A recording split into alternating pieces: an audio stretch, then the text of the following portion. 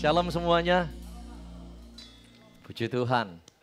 Ya, senang sekali ada bersama dengan Bapak Ibu di tempat ini, semua di tempat ini. Saya percaya semua kita selalu ada dalam anugerahnya Tuhan. Amin.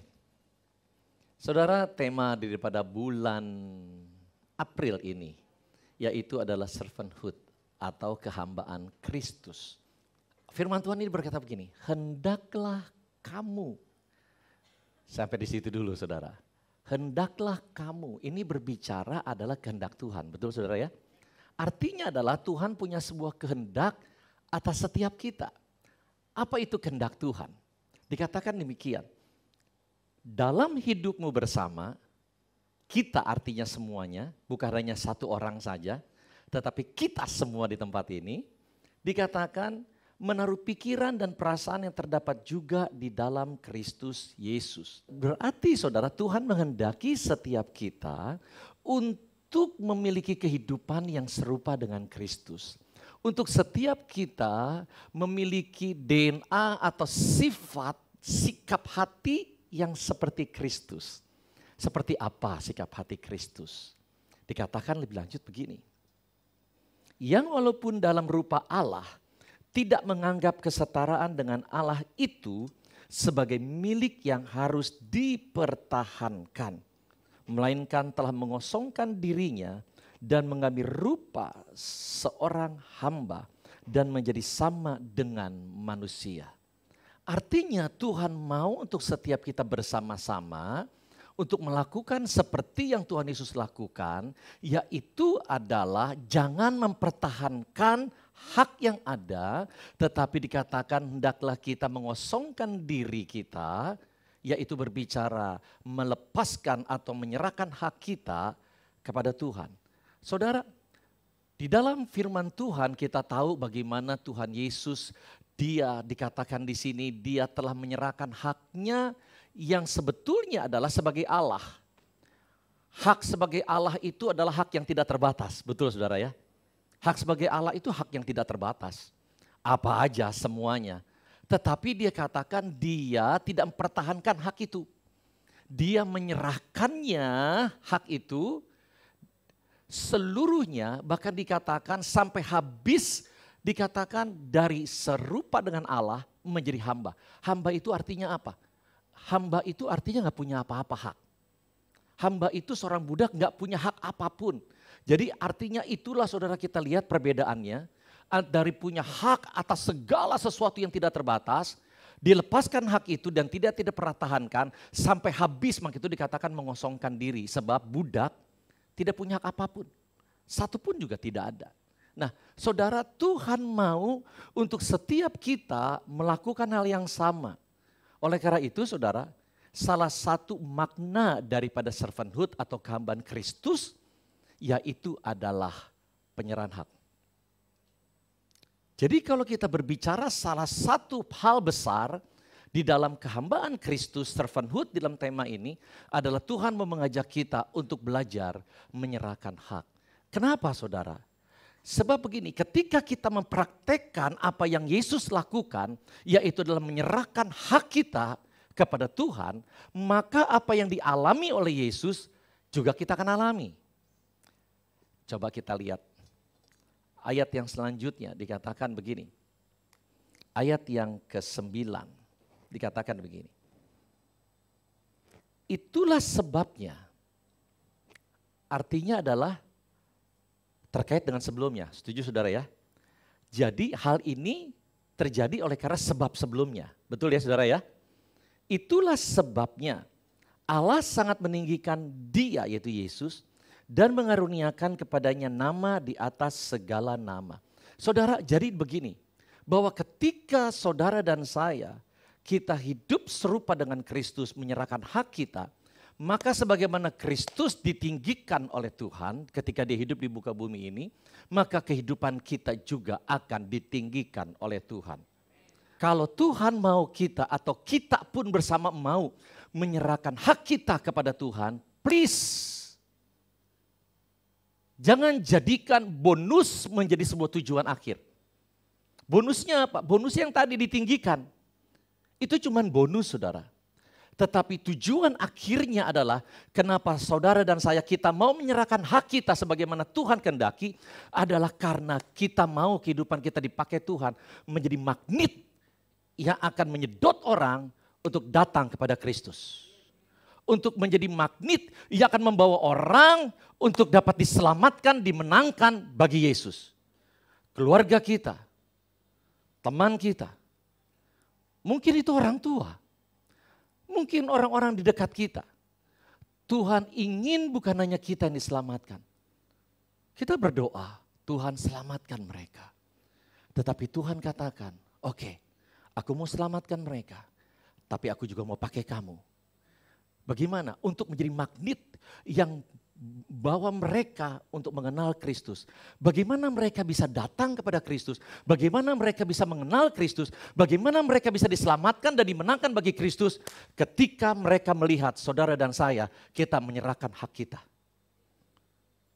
Di dunia ini saudara, kita temukan ada banyak orang yang gak perlu diajarin. Mereka mempertahankan mereka habis-habisan. Betul apa betul? Mereka nggak diajarin, tetapi sifat nature daripada manusia atau sifat alami daripada manusia adalah mempertahankan hak, bukan menyerahkan hak. Sehingga kita temukan karena mereka masing-masing berjuang untuk mempertahankan hak mereka, kita temukan banyak keluarga berantakan, banyak pernikahan bercerai, banyak pertemanan satu dengan lain teman menjadi musuhan. Betul apa betul saudara? Kenapa saudara? Karena ketika seseorang mempertahankan haknya, maka yang akan terjadi adalah mereka akan terus memperjuangkan dan mempertahankan, dan ketika mereka tidak dapat haknya, mereka akan menjadi takut, khawatir, kecewa, marah, sakit hati. Itu semua penyebab daripada hancurnya sebuah keluarga. Penyebab daripada hancurnya sebuah gereja. Bahkan gak sedikit gereja mengalami perpecahan. Karena apa? Karena orang-orang di dalamnya saling mempertahankan hak. Hari ini saya mau ajak kita sama-sama sebagai keluarga Allah di tempat ini. Yuk sama-sama. Hope Church Family. Yuk kita belajar menyerahkan hak kita. Kenapa saudara? Tolong dengar baik. Semakin seseorang semakin kuat dia mempertahankan haknya. Semakin dia kuat mempertahankan haknya, semakin besar ketakutan di dalam dirinya. Semakin besar kekhawatiran dalam hidupnya. Akan semakin besar rasa kekecewaan yang bisa ditimbulkan dalam hidupannya. Akan semakin besar rasa sakit hati yang akan terjadi dalam kehidupannya.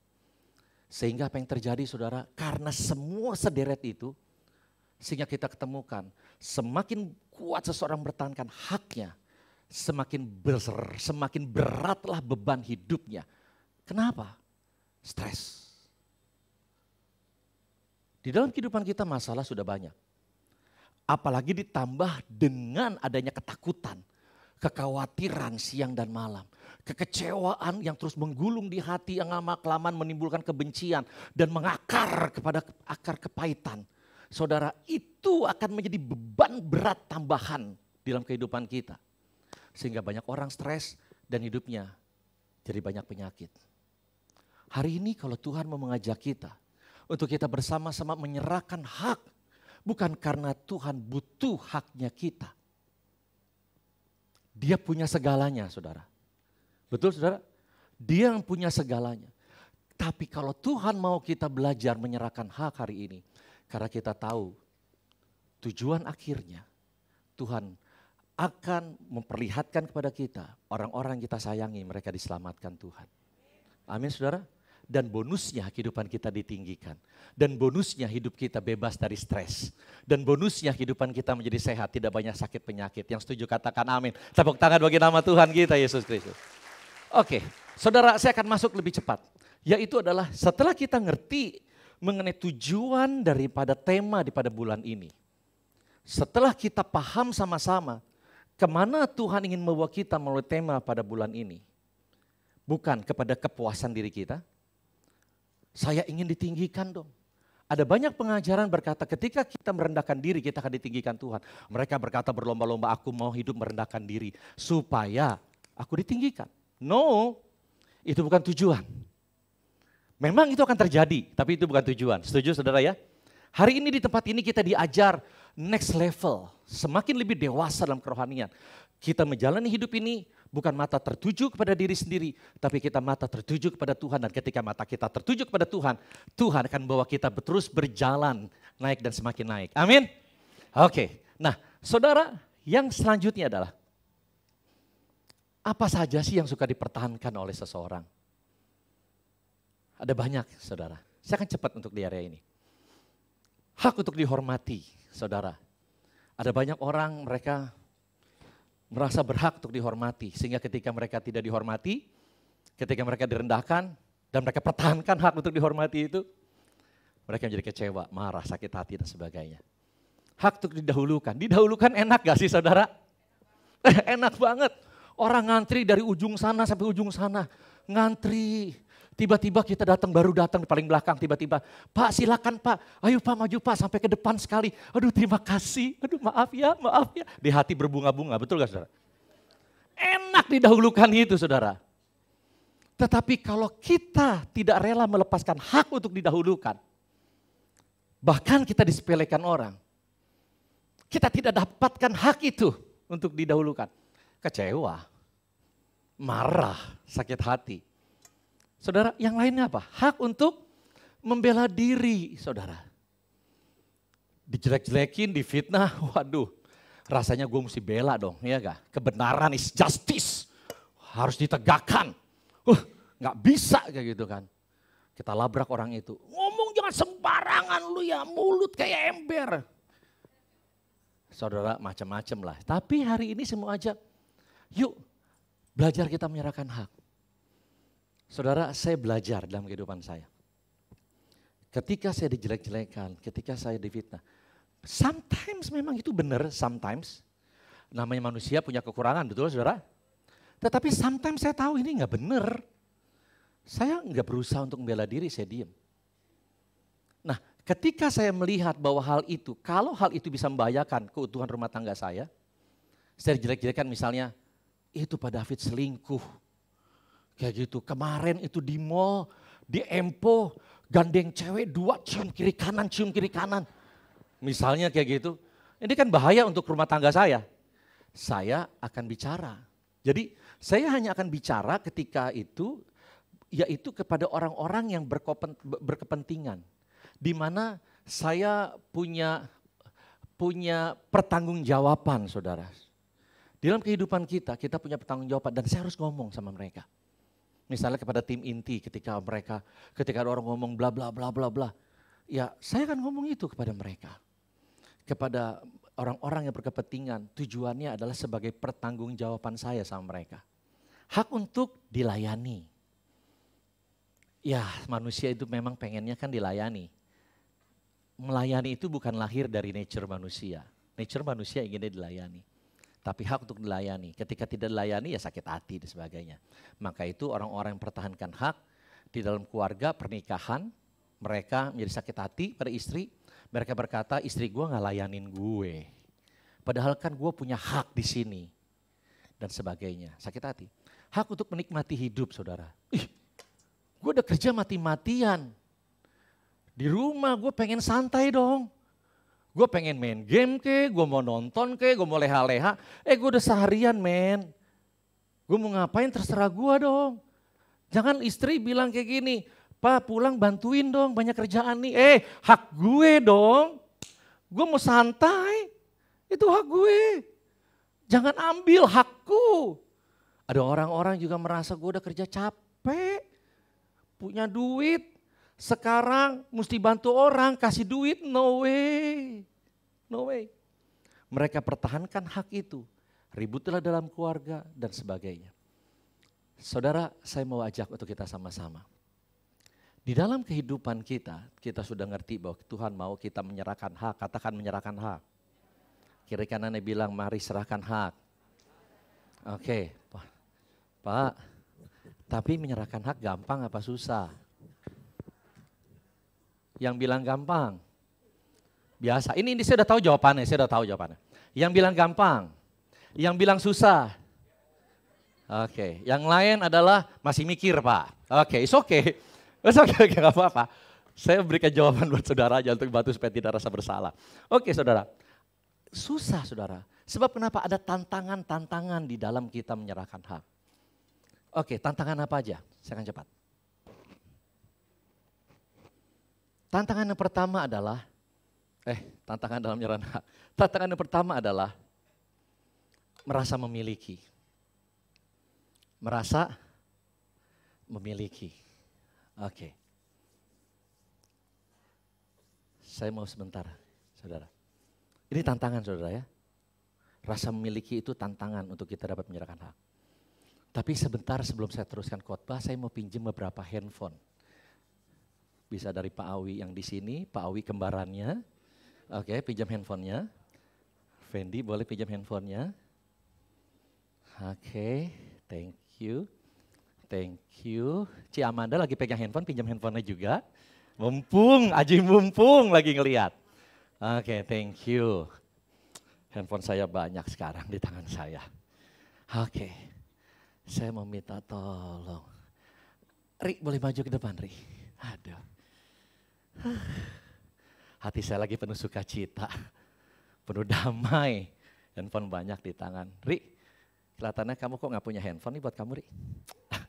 Satu cukup gak? Kurang kayaknya ya, dari wajah kamu kelihatan kayaknya masih pengen. Iya masih pengen lagi. Waduh kelihatannya butuhnya banyak nih orang. Pasti pengen Wi? Udahlah ambil semuanya loh Wi lah. Gampang buat saya nyerahkan itu. Pakai sepuas kamu Wi. Wi lagi, Ari pakai. Saudara, gampang gak saya serahin handphone itu? Kenapa? Karena handphone ini bukan punya saya. Betul gak saudara? Saya gak punya rasa memiliki di situ. Saya gampang aja. Tetapi setelah Ari turun, saya yakin Ci Amanda, Ko Awi, Fendi akan berkata, come on guys, pulangin. Tadi cuma buat ilustrasi. Betul gak saudara? Tepuk tangan dulu bagi nama Tuhan, tolong bantu pulangin. Saudara, apa maksud daripada ilustrasi ini? Gini saudara. Semakin besar rasa memiliki saudara, maka akan semakin susah saudara melepaskan apa yang ada pada saudara. Tetapi semakin kecil rasa memiliki di dalam diri kita, semakin mudah kita melepaskannya. Saudara, ini bukan berbicara jumlah. Ada orang yang punya 100 doang, gampang menyerahkan. Karena rasa memilikinya kecil. Tapi ada orang yang punya, misalnya punya banyak ya gitu, nggak sebut berapa lah gitu ya. Punya banyak berlimpah-limpah, tetapi sulit sekali untuk menyerahkan. Kenapa? Karena rasa memilikinya terlalu besar. Saudara, terkadang itu yang terjadi. Bukan masalah jumlah, bukan berapa banyak waktu yang kita serahkan. Bukan berapa banyak harta yang kita serahkan. Bukan berapa banyak hobi yang kita serahkan. Bukan berapa banyak kesukaan yang kita serahkan. Bukan berapa banyak tenaga yang kita serahkan. Tetapi seberapa besar rasa memiliki kita akan hal itu semuanya. Ada banyak orang terkadang diminta bantuan, tolong dong bantu dong, cuman ambilin tolong mama, ambilin itu ke sana. Nggak mau lah ilah cuman sedikit doang ambilin ke situ, susahnya apa sih? Udah pewek. Udah terlanjur pewek, lah kita bukan juga begitu. Kita juga kadang-kadang begitu, rasa memiliki. Terkadang saudara ada orang-orang yang tidak pernah mau melayani. Tidak pernah mau melayani. Kenapa? Karena dia merasa bahwa hidupnya adalah milik saya. Hak-hak saya dong. Saya mau pakai buat apa? Kenapa saya mesti harus melayani? Melayani kan memberikan waktu, tenaga dan sebagainya. Itu haknya saya. Hidup saya. Ketika dia merasa bahwa itu semua adalah miliknya sendiri. Dan begitu kuat dia memegang rasa memiliki atas segalanya. Dia gak mau melayani. Terkadang ada orang-orang saudara. Mereka tidak rela untuk menyerahkan hartanya. Bahkan mengembalikan persepuluhan yang sesungguhnya adalah miliknya Tuhan. Di dalam firman Tuhan dibilang begitu. Untuk itu pun dia gak rela. Dia berkata gak bisa. Itu kan milik saya. Loh, yang kerja siapa? Emang tetangga? Yang kerja saya. Saya yang banting tulang. Emang gampang ngais berkat? Emang gampang cari duit? Enak aja. Saudara, kenapa ada orang yang sulit sekali untuk melepaskan apa yang ada pada dia? Rasa memiliki. Saya akan sampaikan. Dan ini adalah firman Tuhan ya, dikatakan demikian. Roma 14 ayat yang ke-8. Sebab jika kita hidup, belum. Sebab jika kita hidup untuk Tuhan, dan jika kita mati untuk Tuhan. Jadi baik hidup atau mati, kita adalah, baca sama-sama kalimat yang terakhir. 1, 2, 3. Kita milik siapa? Kita adalah milik Tuhan. Saudara, terkadang yang membuat kita untuk dapat melepaskan hak kita, menyerahkan hak kita adalah bukan seberapa banyak yang kita lepaskan, tetapi seberapa besar kesadaran dalam diri kita bahwa apa yang ada pada kita adalah miliknya Tuhan. Selama kita tidak memiliki kesadaran itu, bahwa selama kita berkata di dalam mindset kita, dalam hati kita, enggak, semua milik saya, semua milik saya, semua milik saya, semua milik saya. Ketika ada orang yang berusaha untuk seolah-olah membuat saudara merasa tidak nyaman atau terganggu dengan kepemilikan saudara, saudara akan marah, saudara akan kecewa, saudara akan benci sama orang itu, saudara akan sakit hati dan berkata, enggak boleh lu lakukan kayak gitu. Cara kita dapat menyerahkan hak, bukan kita numpuk. Kalau udah punya banyak baru saya bisa memberikan. Menyerahkan hak saya. Saya punya waktu segudang. Kalau nanti saya jadi pengangguran, oke lah ya waktu saya banyak. Saya maulah melayani. No. Ubah mindset. Bukan milik kita, miliknya Tuhan. Amin saudara. Yang kedua adalah merasa layak. Terkadang kita merasa layak sih. Saya merasa layak dihormati. Sudah sepatutnya, siapa saya? Untuk dihormati emang udah selayaknya. Lihat dong saya. Masa gak ada yang lihat saya seperti apa? Udah sepatutnya kalau saya dihormati. Sudah sepatutnya kalau saya diprioritaskan. Kalau saya didahulukan. Kalau orang tidak lakukan itu karena mereka tidak tahu saya siapa. Merasa layak. Saudara, benarkah kita layak untuk dihormati? Benarkah kita layak untuk dimuliakan oleh orang lain? Firman Tuhan bilang begini saudara. Ya Tuhan Allah kami, hanya Engkau yang layak menerima kemuliaan. Garis bawahi kata itu. Hanya Engkau yang layak.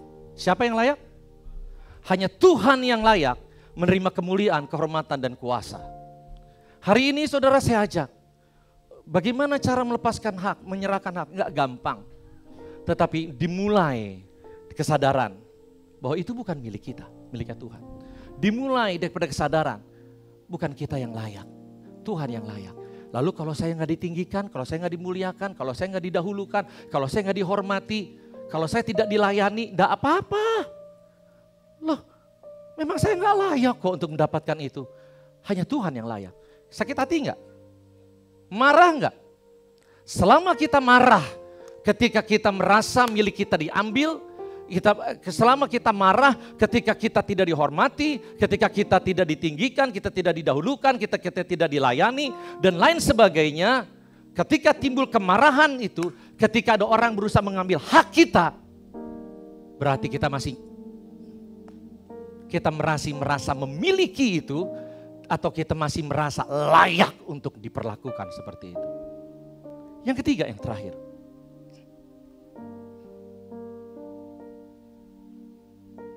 Tidak punya hubungan. Saudara, bagi saya, untuk menyerahkan apapun yang saya punya, yang ada pada saya, kepada anak saya, so easy, sangat gampang. Bukankah begitu para orang tua?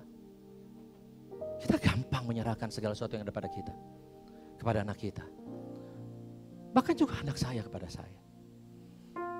Saya mau cerita saudara, satu ketika pada saat saya sama istri lagi wedding anniversary, hari pernikahan kami, merayakan. Tiba-tiba anak saya masuk ke dalam ruangan kamar kami di malam hari. Dia bawa sebuah hadiah. Dan hadiah itu ketika dibawa ke depan kita berdua, itu sangat mahal sekali bagi kami. Sampai pada saat waktu itu pertama kali saya lihat itu, refleks saya tolak itu. Saya berkata, no, saya gak mau terima. Kenapa? Karena terlalu mahal.